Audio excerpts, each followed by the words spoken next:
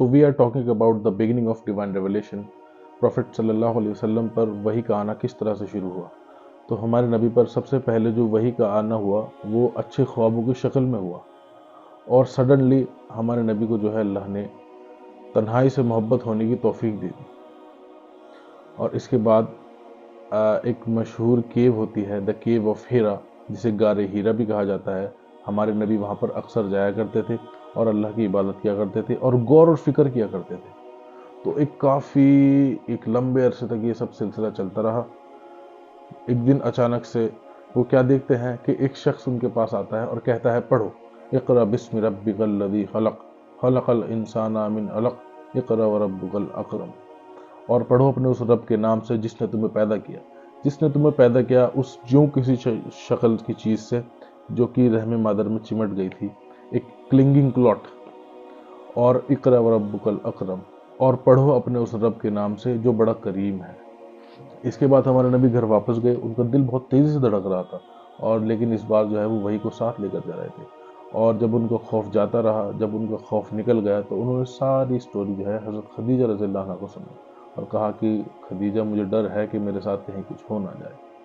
तो इस पर हज़रत खदीजा रज़ियल्लाहु अन्हा ने कहा कि वल्लाही वल्लाही अल्लाह ताला आपके साथ ऐसा नहीं करेंगे। आप गरीबों की मदद करते हैं, आप रिश्तेदारों से अच्छा सलूक रखते हैं, आप मेहमानों की मेहमान नवाजी करते हैं, आप परेशान हालों की मुश्किलों की परेशानियों में मदद करते हैं, आप उनके खैर ख्वाह होते हैं, तो अल्लाह ताला आपके साथ ऐसा नहीं करेंगे। इसके बाद हज़रत खदीजा रज़ियल्लाहु अन्हा, उनके एक कज़न होते थे वर्क़ा बिन नौफल, तो उनके पास जो है हज़रत मोहम्मद सल्लल्लाहु अलैहि वसल्लम को लेकर गई और उनके सामने ये सारी बात बताई और कहा कि अपने भतीजे की बात सुने कि इनके साथ क्या हुआ। तो वर्क़ा बिन नौफल जो शख्स था, ये इस्लाम आने से पहले क्रिश्चियन हो चुके थे और ये हिब्रू टेक्स्ट में जो है लिखना पढ़ना जानते थे, और ये गॉस्पेल्स भी लिखा करते थे, इंजील लिखा करते थे हिब्रू टेक्स्ट में। तो ये अल्लाह की तरफ से उनको तौफीक थी, जितना अल्लाह ताला उनसे लिखवाना चाहता था, उन्हें इल्म देना चाहता था, वो अल्लाह ने दिया। तो वर्क़ा बिन नौफल जो है ये एक बूढ़े शख्स थे और इनकी आई साइट जा चुकी थी। तो हज़रत मोहम्मद सल्लल्लाहु अलैहि वसल्लम ने इनको अपना सारा वाक़या सुनाया, बताया कि उनके साथ क्या क्या हुआ।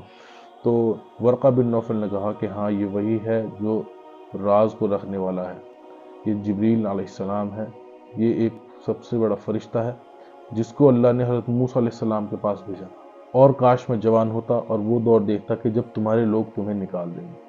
तो उस पर प्रॉफिट ने कहा कि मेरे लोग मुझे निकाल देंगे? तो वर्क़ा बिन नौफल ने कहा कि हाँ, जो कुछ ये लोग लेकर आए, जो कुछ तुम लेकर आए हो, वो लोग भी इसी तरह निकाल दिए गए और दुश्मनी की गई, और अगर मैं उस वक्त तक जिंदा रहा तो मैं तुम्हारा पूरा साथ दूंगा और बहुत स्ट्रॉन्ग तरीके से तुम्हारे साथ खड़ा रहूंगा। लेकिन रिवायत मिलती है कि वर्क़ा बिन नौफल का इसके कुछ दिनों बाद इंतकाल हो गया और वही का आना भी अल्लाह की तरफ से कुछ वक्त के लिए होल्ड कर दिया गया। अच्छा, कुछ हदीसों में आता है कि एक साहबी होते हैं हारिस बिन हिशाम रज़ियल्लाहु अन्हु, वो जो है पूछते हैं प्रॉफिट सल्लल्लाहु अलैहि वसल्लम से कि आप पर वही का आना किस तरह से शुरू हुआ। तो प्रॉफिट सल्लल्लाहु अलैहि वसल्लम उनको बताते हैं कि ये कभी मुझ पर जो है, जब वही मुझ पर आती है तो मुझे कभी घंटियों के बजने की आवाज़ आती है। अच्छा, ये फॉर्म जो होती है वही के आने की, ये मुझ पर बहुत हार्ड गुजरती है, ये बहुत मुझ पर भारी गुजरती है। और कभी फरिश्ता आता है जो मुझसे कलाम करता है, तो जो कुछ वो मुझे बताता है वो मैं याद कर लेता हूँ।